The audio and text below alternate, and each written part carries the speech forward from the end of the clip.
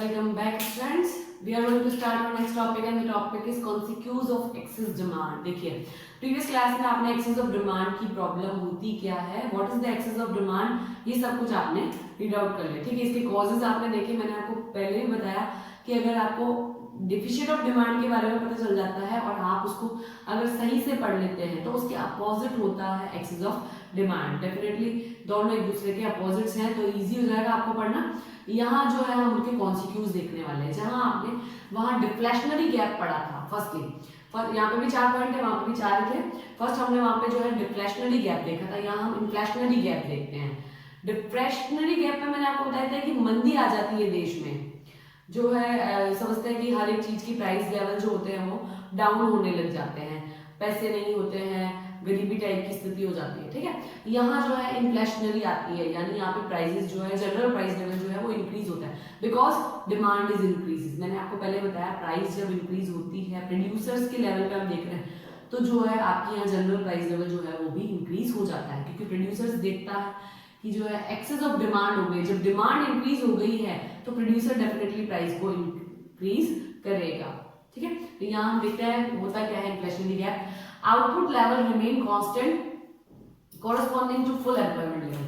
यहाँ आउटपुट जो है वो जो है कांस्टेंट हो जाता है फुल एम्प्लॉयमेंट लेवल पर अभी भी डिमांड जारी है. जब डिमांड अभी भी जारी है इसका मतलब जो है प्राइस लेवल इंक्रीज होगा. देखिए हमने प्रीवियस क्लास में जो डायग्राम देखा था वही डायग्राम यहाँ आएगा और उसी से आपको इन्फ्लेशनरी गैप पता चल जाएगा. This is Y, this X, AD and AS, this is income Y. ये आपका वाई कर्व जिसको आप एएस भी बोलते हैं 45 डिग्री का होगा, अपवर्ड स्लोप होगा, पॉजिटिवली स्लोप्ड होगा, ये सब चीजें आपको पता है. दिस इज एडी और ये हम बताएंगे फुल एम्प्लॉयमेंट पे. ठीक है, अब मैंने आपको बताया था ये हमारा इक्विलिब्रियम है. ठीक है, क्योंकि equilibrium set AD equals to AS, but हमारी डिमांड अभी भी इससे ज्यादा है. ये हमारा इक्विलिब्रियम हो गया, उसके बावजूद भी यहाँ सारे आपके फुल एम्प्लॉयमेंट हो जाता है, हर एक चीज पर्टिकुलर यूज आ रही है, पूरी तरीके से यूज आ रही है, उसके बावजूद भी डिमांड इंक्रीज हो जाती है. किस वजह से? हो सकता है प्राइवेट कंजप्शन इंक्रीज हुए हैं, हो सकता है प्राइवेट इन्वेस्टमेंट इंक्रीज हुए हैं, गवर्नमेंट इन्वेस्टमेंट इंक्रीज हो सकता है, एक्सपोर्ट इंक्रीज हो सकते हैं, या हम कह सकते हैं कि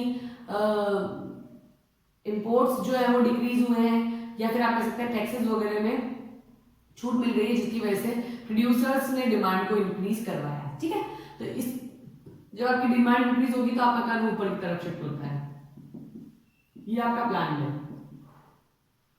इसका मतलब ये हुआ कि ये आपकी अभी रिसेंट सिचुएशन है, तो हमारा इक्विलिब्रियम यहाँ होना चाहिए. तो ये इतना जो गैप बढ़ रहा है ये हमारा इन्फ्लेशनरी गैप होगा. क्या होगा? ये जो बड़ा हुआ हिस्सा है ये इन्फ्लेशनरी गैप है. क्लियर हुआ?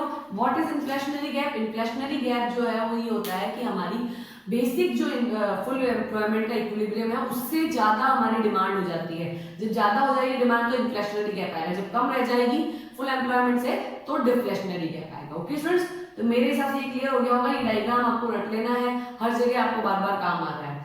वो क्लियर हो जाना चाहिए कि जब इन्फ्लेशनरी गैप आता है तो हमारी जो फुल एम्प्लॉयमेंट से डिमांड होगी वो इंक्रीजेस होगी, ज्यादा होगी, because this is consequence of excess of demand, not the deficient of demand. ठीक है, तो सेकेंडली जो प्रॉब्लम आती है, कॉन्सिक्वेंस आती है, वो ये आती है स्टैटिक जीडीपी. जब आपके क्या होता है कि ये लेवल से, मतलब ये तो फुल एम्प्लॉयमेंट वाला था, यानी यहाँ पर जो है हमारे साधन अब खत्म हो चुके हैं, उससे भी ज्यादा अगर हमारी आ जाती है, डिमांड बढ़ जाती है तो आपकी इनकम इंक्रीज नहीं होती, आपकी जो नेशनल इनकम है वो इंक्रीज नहीं होती. इसको हम कहते हैं स्टैटिक जीडीपी, यानी level of GDP does not rises. यहाँ हमारा जो है फुल एम्प्लॉयमेंट लेवल पर जो है इनकम जो है एकदम फिक्स हो जाती है. इससे भी अगर आप ज्यादा चाहें तो ये पॉसिबल नहीं होता. यहाँ पर आपका प्रोडक्शन इंक्रीज होगा, आपकी कैपेसिटी जो है वो वैसे भी फुल्ली यूज हो चुकी थी, बट इनकम जो है वो इंक्रीज नहीं होती है. इनकम इंक्रीज नहीं होती है तो जीडीपी जो है वो स्टैटिक हो जाती है. स्टैटिक का मतलब एक जगह कांस्टेंट हो जाती है. जीडीपी इंक्रीज नहीं होती है, डिमांड इंक्रीज हो रही है, लेकिन हमारे पास साधन नहीं है उनको कंप्लीट करने की. जो डिमांड इंक्रीज हुई है उनको कंप्लीट करने के लिए हमारे पास साधन अवेलेबल नहीं है. आप उनकी डिमांड कैसे कंप्लीट करेंगे? तो हमारी जो नेशनल इनकम है वो भी इंक्रीज नहीं हो सकती। अगर आप उसको कंप्लीट कर पाते तो आपकी नेशनल इनकम भी इंक्रीज हो पाती, बट हम उनको कंप्लीट ही नहीं कर पाते हैं, सिर्फ वो इंक्रीज हुई है, इसीलिए जो है आपकी नेशनल इनकम भी इंक्रीज नहीं होती है। सेकंड जो कॉन्सिक्यूज है वो ये है स्टैटिक जीडीपी। थर्ड है आपका excess of demand and the wage price picture, ठीक है।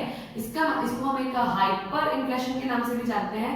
इसका मतलब यहाँ होता है कि यहाँ पर होता है जो वेजेस है वो इंक्रीज होती है, हाई लेवल तक इंक्रीज होती है, बिकॉज कि डिमांड इंक्रीज है तो प्रोड्यूसर को तो काम करवाना है। अगर डिमांड इंक्रीज हुई है तो प्रोड्यूसर तो काम करवाएगा। अब काम करवाना है उसको, तो जो भी सामने वाला एम्प्लॉय है वो मांग रहा है वो देना पड़ेगा आपको। अगर आपको प्रॉफिट चाहिए तो आपको प्रोडक्शन करना पड़ेगा। प्रोडक्शन करना है तो आपको जो है जो फैक्टर ऑफ प्रोडक्शन है उनको यूज करना होगा, और फैक्टर ऑफ प्रोडक्शन अपनी जिस शर्त पे काम करवाना चाहते हैं उस पर भी आप काम करने के लिए तैयार होंगे अगर आपको प्रॉफिट चाहिए तो, बिकॉज डिमांड मार्केट में है। ठीक है, एक्सेस ऑफ डिमांड, यहाँ पे हम कह सकते हैं कि डिमांड इंक्रीज हो गई। ठीक है, डिमांड इंक्रीज होने से प्रोड्यूसर्स जो है उसके प्रॉफिट इंक्रीज होंगे, उसको प्रोडक्शन बढ़ाना पड़ेगा। प्रोडक्शन बढ़ाने के लिए उसको कह सकते हैं कि लेबर की जो डिमांड है उसको भी इंक्रीज करना पड़ेगा। अगर लेबर डिमांड इंक्रीज हुई तो लेबर की प्राइस भी इंक्रीज हो जाएगी। प्राइस इंक्रीज हुई है तो कॉस्ट इंक्रीज हो जाएगी, और हम कह सकते हैं कॉस्ट इंक्रीज होने से जनरल प्राइस लेवल भी इंक्रीज होगा। समझ में आया? ये सारी जो प्रोसेस है वो चलता है आपके। बहुत सिंपल है स्टूडेंट्स कि एक्सेस ऑफ डिमांड की प्रॉब्लम जो है वो आगे तक तो कुछ ना कुछ झोल करेगी। तो हम ये कह सकते हैं कि डिमांड इंक्रीज हो गई। डिमांड इंक्रीज होने से जो है हम कह सकते हैं कि प्रोड्यूसर को ऐसा लगता है कि भाई अब प्रोडक्शन तो बढ़ाना है, तो वो प्रोडक्शन इंक्रीज करने की कोशिश करेगा। जब वो प्रोडक्शन इंक्रीज करेगा तो क्या होगा, लेवल ऑफ डिमांड बढ़ती है, डिमांड ऑफ लेबर जो है वो इंक्रीज हो जाएगी। ठीक है, फिर वो जो लेबर की डिमांड अगर इंक्रीज हुई तो वो अपनी प्राइस भी इंक्रीज करेगी, तो यहाँ वेजेस इंक्रीज हो जाएगी। वेजेस इंक्रीज हो गई है तो हम कह सकते हैं कि जो प्रोडक्शन इंक्रीज हो गया, फिर प्रोडक्शन इंक्रीज हो जाएगा तो आप क्या करेंगे कि कॉस्ट इंक्रीज हो गई। कॉस्ट इंक्रीज हो गई तो अब प्राइस लेवल इंक्रीज होगा, तो ये इंक्रीजमेंट की यहाँ पे प्रोसेस होता है, और प्राइस इंक्रीज होने से फिर से डिमांड इंक्रीज होने की प्रोसेस लग जाती है, और यहाँ पर प्राइस इंक्रीज होने से जो प्रॉफिट है उसका लॉस हो जाता है। तो यहाँ लॉस ऑफ प्रॉफिट जो है वो आपका फोर्थ कॉन्सिक्यूज आएगा। ठीक है, तो किस वजह से हुआ है ये प्रॉफिट, ये जो प्रोसेस बढ़ा है तो हमने यहाँ पर प्राइस बढ़ा दी। प्राइस बढ़ाई है आपने, कॉस्ट इंक्रीज होने के प्राइस बढ़ाई है, एक लिमिट तक ही बढ़ेगी, और लिमिट तक बढ़ने से जो है आपका क्या होता है, लॉस ऑफ प्रॉफिट्स होना शुरू हो जाता है। ठीक है स्टूडेंट्स, ये है आपका process consequences of excess of demand के। एक्सेस ऑफ एग्रीगेट डिमांड अगर आपकी होती है तो क्या प्रॉब्लम्स आएगी, फर्स्टली आपके आता है इन्फ्लेशनरी गैप। इन्फ्लेशनरी गैप जो है आपकी फुल एम्प्लॉयमेंट की एडी से ज्यादा एडी हो जाती है, प्लांट जो एडी होती है वो उससे ज्यादा हो जाती है,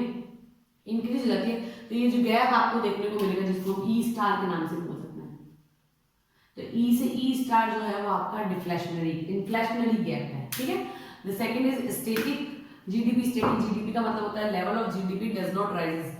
यहाँ पर जो है आपकी इनकम लेवल इंक्रीज नहीं होता, किसी भी तरीके से आपकी जीडीपी इंक्रीज नहीं होती है, because you don't have any sources to produce excess produce. ठीक है, और फिर हम देखते हैं कि इनकम लेवल नहीं इंक्रीज हो रहा है तो फिर आती है excess of demand. Excess of demand and the wages prices pressure. यहाँ वेजेस जो है वो प्राइस के पीछे भाग रही है, प्राइसेस जो है वो वेजेस के पीछे भाग रही होती है, दोनों एक दूसरे से स्पाइरल कर रही होती है। हम कह सकते हैं कि प्राइसेस इंक्रीज हुई है तो लेबर भी अपनी प्राइस जो प्राइस है, खुद की प्राइस जो होती है, ओन वेजेस जो होती है उसको इंक्रीज करता है। वेजेस इंक्रीज होने से फिर से प्राइस इंक्रीज होती है, और ये एक दूसरे के पीछे रन कर रहे होते हैं। ठीक है, एंड देन नेक्स्ट इज जब आपकी प्राइसेस बहुत ही ज्यादा इंक्रीज होती है तो डेफिनेटली प्रॉफिट जो है वो आपका कम हो जाएगा, बिकॉज कॉस्ट भी तो इंक्रीज हुई है साथ में।